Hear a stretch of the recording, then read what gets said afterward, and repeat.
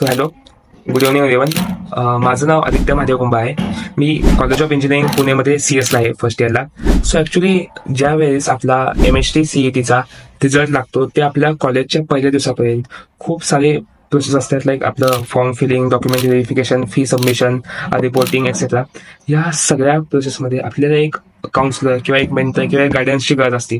आणि याच संदर्भामध्ये Abhishek sir chemistry counselling, that is ASC काउन्सिलिंगनी मला खूप हेल्प केली.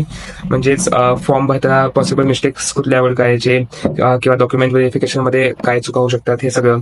आणि त्याचसोबत त्यांचं गायडन्स किंवा अवेलेबिलिटी खूप परफेक्ट ॲक्च्युली. आणि त्यामध्येच अभिषेक सिंग सर यांचे स्टुडंटसोबत पर्सनली कनेक्ट व्हायचे खूप जास्त.